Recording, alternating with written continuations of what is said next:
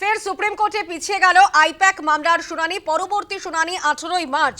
মুখ্যমন্ত্রীর পাল্টা হলফনামা জমা ইডির অনুমতিতে নথি হলফনামায় দাবি মমতার পুরোটাই অসত্য। পাল্টা হলফনামায় দাবি ইডির। 3রা ফেব্রুয়ারি মুখ্যমন্ত্রীর হলফনামা পেশ। তল্লাশিতে বল প্রয়োগ করে ঢোকেন মুখ্যমন্ত্রী। বল প্রয়োগ করে নথি ছিনিয়ে নেওয়া হয়েছিল। ইডি অফিসারদের সাংবিধানিক অধিকার লঙ্ঘিত।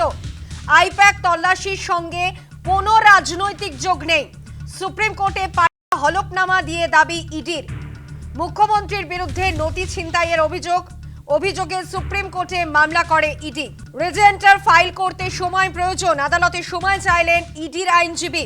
দুপক্ষের সম্মতিতেই পিছিয়ে গেল আইপ্যাক মামলার শুনানি। 1 মাস পিছিয়ে গেল আইপ্যাক মামলার শুনানি। ইডির মামলার পরবর্তী শুনানি 18ই মার্চ।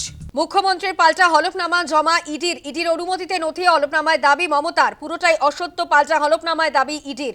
3রা ফেব্রুয়ারি মুখ্যমন্ত্রীর হলফনামা পেশ। তল্লাশিতে বল প্রয়োগ করে ঢোকেন মুখ্যমন্ত্রী। বল প্রয়োগ করে নথি ছিনিয়ে নেওয়া হয়েছিল। ইডির অফিসারদের সাংবিধানিক অধিকার লঙ্ঘিত। আইপ্যাক তল্লাশির সঙ্গে কোনো রাজনৈতিক যোগ নেই। এ বিষয়ে কংগ্রেস নেতা অধীর চৌধুরী কি বলেছেন শোনাবো। এটা স্পষ্ট যে ডিকে যে আমি প্রথম দিন থেকে ইডিয়েট বলি, এটা কিন্তু ইডি আরেকবার প্রমাণ করলো।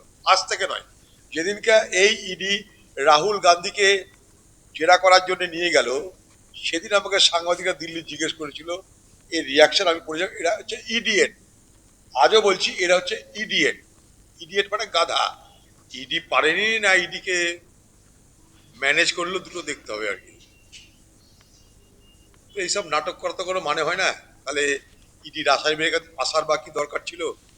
আর ইডির ফাইলপত্র নিয়ে রাস্তায় বেরিয়ে বাহাদুরি দেখানোর কি দরকার ছিল আমরা জানি না।